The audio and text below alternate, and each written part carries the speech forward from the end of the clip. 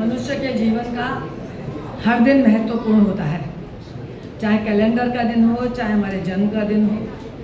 पर कुछ दिन ऐसे विशेष होते हैं जो खास महत्व रखते हैं, जैसा कि आज महीने का पहला दिन, पूर्णमासी का दिन, लेबर्स डे, मजदूर दिवस, जिसके बिना हम किसी निर्माण की कल्पना ही नहीं कर सकते, और महाराष्ट्र दिवस, गुजरात दिवस, ये सभी दिवस आज के दिन हैं।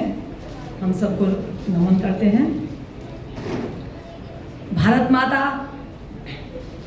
गीता माता, गंगा माता, हमारी जन्मदात्री माता, सभी का नमन करते हुए जिन्होंने हमें जन्म दिया और इस सुंदर सृष्टि को देखने का मौका दिया, ऐसे माता पिता को, और स्वामी दयानंद जी जिन्होंने आर्य समाज को जन्म दिया, जिसकी वजह से आज हम बहुत ज़्यादा शिक्षित हो रहे हैं, जानकारी हो रही है, उनको सबको नमन करते हुए यही कहना चाहूँगी कि ना शोहरत पे नाज करती हूँ, ना दौलत पे नाज करती हूँ, ना शोहरत पे नाज करती हूँ, ना दौलत पे नाज करती हूँ मैं समाज की एक बेटी, हूँ मैं आर्य समाज की एक बेटी, इसलिए अपनी किस्मत पे नाज करती हूँ।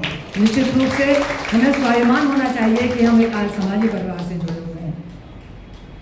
आज बम्बई, सपनों की नगरी बम्बई, इसके नई बम्बई में स्थित वाशी के इस आर्य समाज का 45वां अधिष्ठापन समारोह, स्थापना दिवस हम मनाने जा रहे हैं।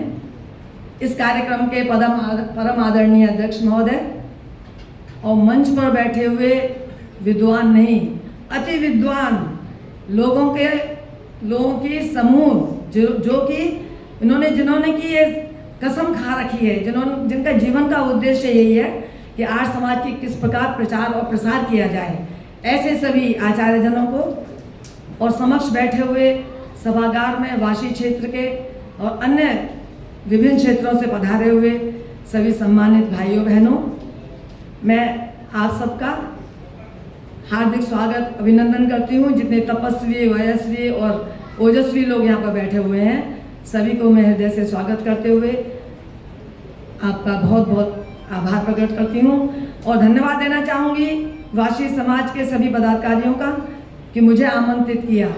वैसे तो जब भी मैं उत्तर प्रदेश से अपने मायके आती हूँ मुंबई, तो हमेशा वाशी आर्य समाज में आती हूँ, लेकिन इस बार मुझे आपने विशेष आमंत्रित किया, उसके मैं आभारी हूँ। खासतौर से अपने छोटे भाई राजकुमार की, कि जिन्होंने उनका मैसेज कन्वे किया और मुझे यहाँ पर आप सबके आने का मौका दिया, क्योंकि निश्चित रूप से ये ऐसा अवसर होता है कि मायके आना तो कौन नहीं चाहता, हर कोई चाहे।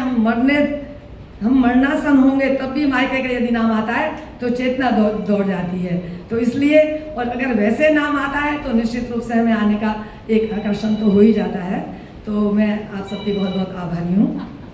स्थापना दिवस किसी भी संगठन का बहुत महत्वपूर्ण दिवस है। इस दिन हम जिन्होंने हमारी इसकी स्थापना की थी उनको याद करने का, उनको नमन करने का, उनकी बताए हुए मार्ग पर चलने का दिन है। इस दिन ये आकलन कर पाते हैं कि हमने गत वर्ष कितनी अपनी योजनाएं बनाई, कितनी क्रियान्वित की और कितनी हम नहीं कर पाए। जो शेष हमारी योजनाएं रह गई हैं उनको अगले साल हम किस प्रकार क्रियान्वित करें, ये हमारा मुख्य उद्देश्य इसको स्थापना दिवस पर होना चाहिए।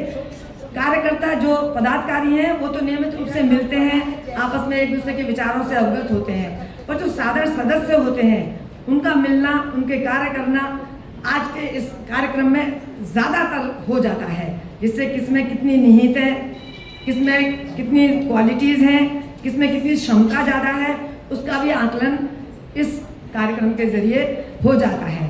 और मेरे ख्याल से संगठन, जैसा कि अभी तो आपने बहुत सारी इतनी बातें सुनी हैं इसके बारे में, तो संगठन किसे कहते हैं? संगठित होकर कार्य करने के लिए संगठन कहते हैं। कि मिट्टी से ईंट बनती है, ईंट से दीवार बनती है और दीवार से बहुत बड़े बड़े मकान बन जाते हैं। उसी प्रकार सब सदस्यों से मिलकर जब कार्य करते हैं तो एक बहुत मूर्त रूप से संगठन प्रारंभ किया जा सकता है, उसका मूर्त रूप दिया जा सकता है और समाज की भलाई की जा सकती है। तो यहाँ के लोगों को ये कहते हैं कि संगठन कोई अनेकों संगठन बनते हैं, कुछ तो चलते ही दम तोड़ देते हैं, कुछ वर्षों तक चलकर अपना एहसास खो देते हैं, कुछ ऐसे होते हैं जो 50 वर्ष पूर्ण करने की ओर अग्रसर होते हैं। वो जानते हैं कि चांदनी चांद से होती है सितारों से नहीं, चांदनी चांद से होती है सितारों से नहीं, इज्जत काम से होती है कोई बातों से नहीं। इसलिए आज 45 साल पूरे कर रहे हैं आप, ये बहुत बड़ी बात है, बहुत प्रशंसनीय है, अतुलनीय है, निश्चित रूप से इस अनुकरणीय भी है कि हम इसी प्रकार के कार्य करें। जैसा कि अभी कार्ड पर मैंने देखा कि 16 तरह के कार्यक्रम आप कर रहे हैं। वाशी आर्य समाज किसी कार्यक्रम में किसी से पीछे नहीं है। निश्चित रूप से इसी प्रकार के कार्यक्रम अभी और जो आचार्य जी ने बताए, अभी पूर्व वक्ताओं ने बहुत सारी चीज़ें बताई, उन सब का भी इंक्लूड कर लेंगे इसमें हम, तो आप टॉप पर पहुंच जाएंगे। वैसे तो अगर अमेरिका में देखा जाए तो लगभग 17-18 शहरों में आर्य समाज की स्थापना की गई है। आर्य समाज चल रहा है, कार्य कर रहा है, और हमारे कैलिफोर्निया में भी कार्य कर रहा था, लेकिन कुछ व्यवधान आ गया तो रुक गया है। अभी मैं जाकर उसको प्रारंभ करने जा रही हूँ।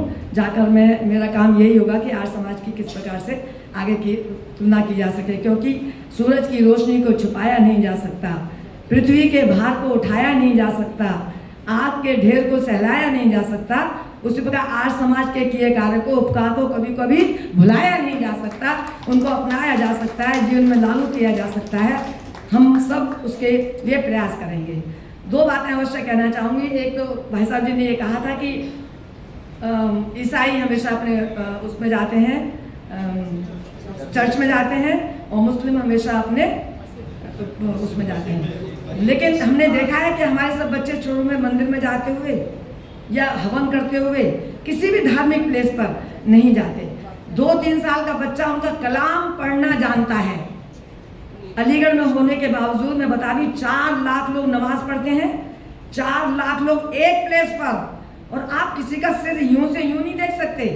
उनका जो सिर का स्ट्रक्चर है वो पैरों के नीचे करके बैठते हैं। आप जानते हैं किस तरह से बैठते हैं। उसी के नीचे उनकी चप्पल होगी, उसी के नीचे उनकी छड़ी होगी, सब कुछ, लेकिन कुछ चीज़ दिखाई नहीं देती।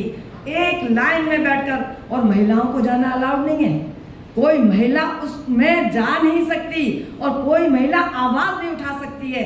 ये भी तो अच्छा, डॉक्टर हो, इंजीनियर हो, कोई भी हो, एक महिला नहीं दिखाई देगी। बच्चे 12 साल तक के, बच्चे 14 साल तक के बच्चे दिखाई देंगे, लेकिन कोई भी महिला वहाँ पर नहीं होगी। और इतनी शांति से वो अपना नमाज पढ़ते हैं कि प्रशंसनीय है, अनुकरणीय है। किसी की अच्छी बात है उसे अवश्य स्वीकार करना चाहिए। मैं तो कहती हूँ कोई भी कोई न हो, उसे अवश्य स्वीकार करना चाहिए। हम नहीं कर सकते, हम नहीं कर पाते।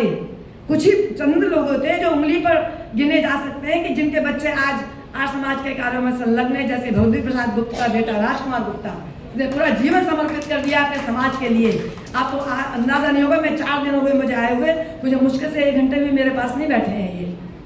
उनको क्योंकि उनकी ललक है, उनको एक जहन में मुझे काम करना है, ये उनका प्रयास है। तो मेरे ख्याल से एक ये बात अवश्य हमें करनी चाहिए कि प्रारंभ से वेद हमने कहाँ पढ़ाए बच्चों को? हमने पढ़ाए, ओ टूट गई कुर्सी।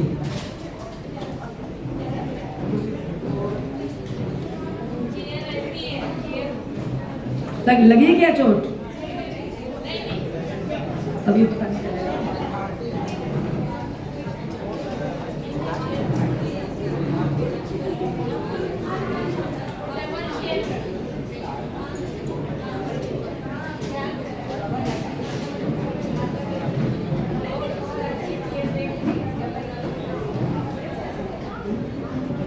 तो हमारा ये प्रयास होना चाहिए कि हम शुरू से ही बच्चों को प्रारंभिक शिक्षा अपने घर पर, माता पिता का ये फर्ज है कि अपने घर पर बच्चों को पढ़ाया जाए। नंबर 2 मैं प्रार्थना करना चाहती हूँ, जब आपके पास सुनीता जी हैं जो कि प्रवक्ता हैं बीजेपी की, तो वो प्रयास करें कि शिक्षा में लागू कराया जाए वेद।